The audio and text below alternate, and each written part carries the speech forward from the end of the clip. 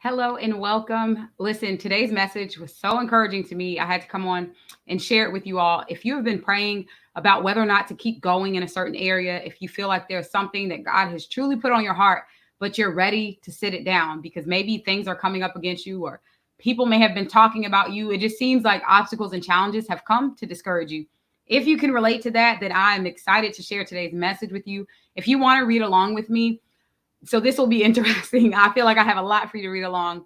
Definitely get into the book Nehemiah as a whole. I'm going to be reading from Nehemiah 6. I may jump around to a few other places, but if you want to read along, go ahead and grab Nehemiah. So I'm going to take a short break. When I come back, we're going to jump into this word that I pray encourages you all today. If you have been feeling like you're ready to throw in the towel, so don't go anywhere. I'll be right back.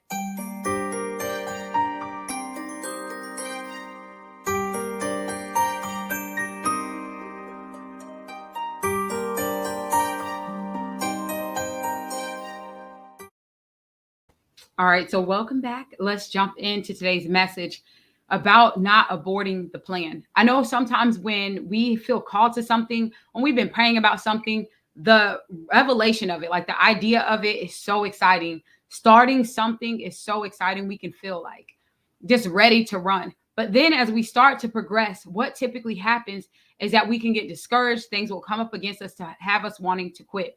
And that's what Nehemiah is about. Like this story is so inspiring to me. So I'm actually going to start from chapter 6, or I'm going to go back. I'm going to start from chapter 2, and I want to just read a couple of things to you that were it's inspiring, but then as things unfolded, it started getting it started getting challenging. So this is when they got to the place that they wanted to start rebuilding. So this is Nehemiah chapter 2, verse 16. The officials did not know where I had gone or what I was doing, for I had not yet told the Jews or priests or nobles or officials or any other workers. And this is when he had the revelation to rebuild the wall. Then I said to them, you see the trouble we're in. Jerusalem lies in ruins and its gates have been burned down. Come, let us rebuild the wall of Jerusalem so that we will no longer be a disgrace. The first thing that's so powerful to me is that when Nehemiah talked about this, he didn't tell everyone. He said, no one even knew where he had gone. He had gotten the king's approval and he went on like he knew what the vision was. He was ready to step out. For many of you, everyone doesn't need to know your plans. God did not reveal everything that he's doing through you to them. So sometimes we can get stuck because we're so willing to wait for other people's approval. We're so willing to wait for someone else to say, it's a good idea, now go for it. Nehemiah wasn't about that life. Nehemiah said, they didn't even know where I was at. But I knew that I saw the trouble that we were in. He knew that the wall was in ruins. Its gates had been burned down. Let us rebuild this wall of Jerusalem so that we will no longer be a disgrace. I also told them about the gracious hand of my God upon me and what the king had said to me. That is so powerful to me because you all know I always talk about let your light so shine before men that they'll see your good works and glorify your Father in heaven. Nehemiah was evidence of this. He's like, look, not only am I ready to take on this task and carry out this vision, I'm excited because you all are going to see how gracious God's hand has been upon me. That doors had already started opening for him to get into this position to rebuild this wall. So let us start rebuilding, they replied, and they set their hands to this good work. They said it and they did it. They said it and they did it. And that's verse 18 where they said, let us start rebuilding, they replied, and they set their hands to do this good work. And y'all, there's so much to read here, but I want to, for time purposes, I again encourage you, like I always encourage you all, go back and just read this for yourself. Pray about it, to get understanding and how God is revealing this to you. But it's just such an encouraging message. So I'm at chapter 6, and I'm going to go down to, I'll start at verse 1.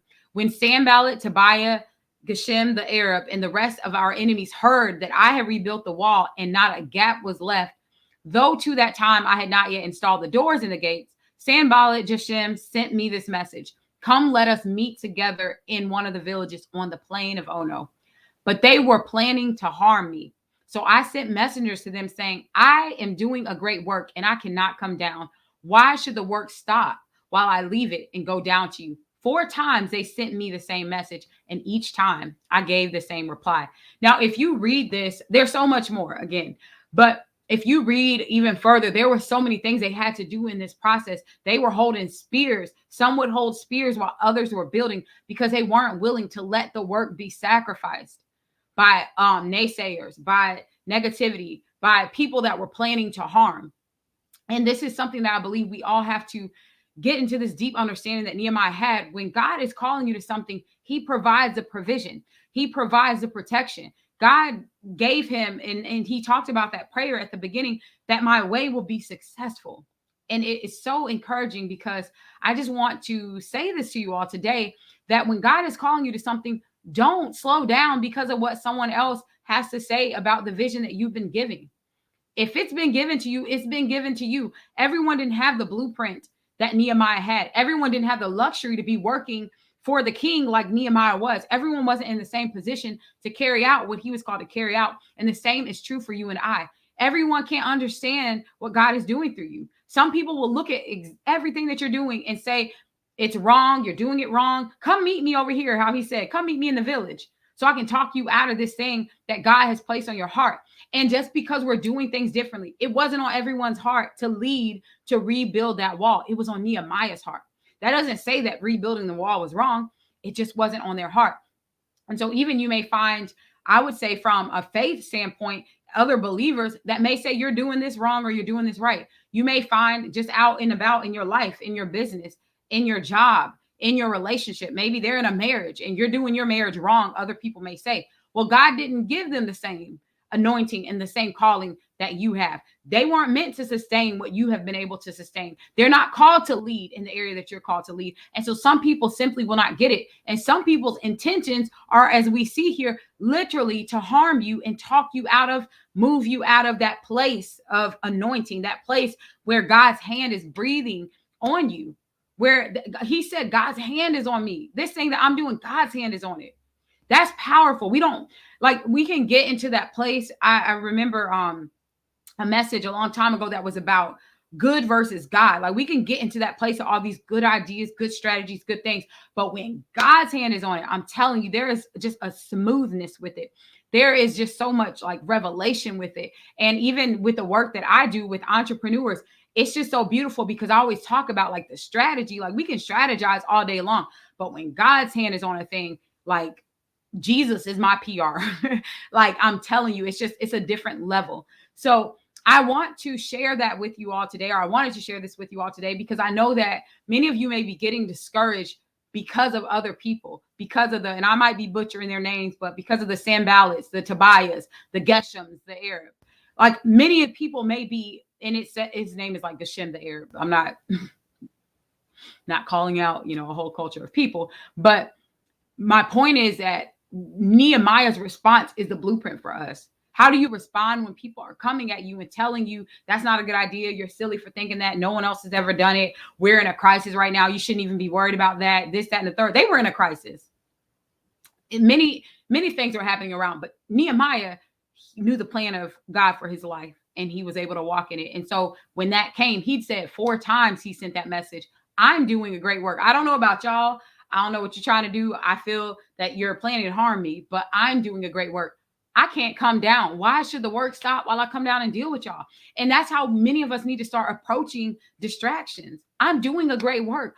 If it's causing you to stop the work that God has called you to, why would you come down? Why should the work cease while I come down and deal with who's talking about me? Why I come down and deal with how someone's not supporting me? Why I come down and deal with anything that's standing in the way of where God has called you in this season? Why should the work cease while you stop and come down and deal with it?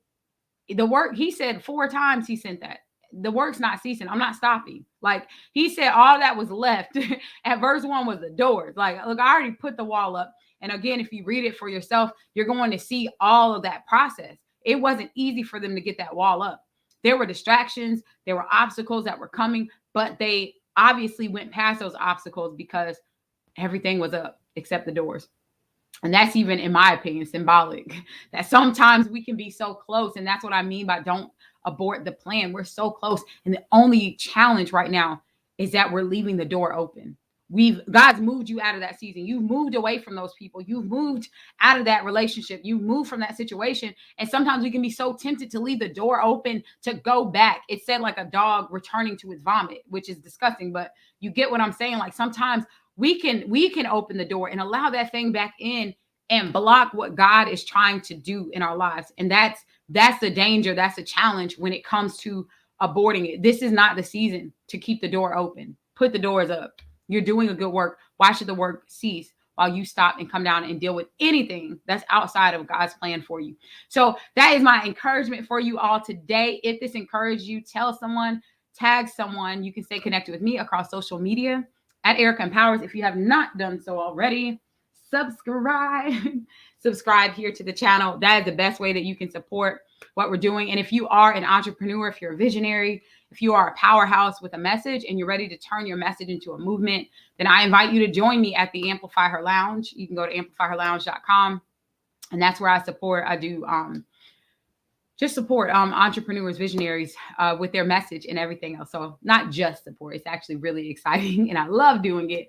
But I don't want to prolong this video too long. So that's it, you all. Go back again, subscribe. And if you need more encouragement, go back and check out some of my previous messages to just keep you ready to step out and do what God is calling you to do. I will see you in the next video. Take care.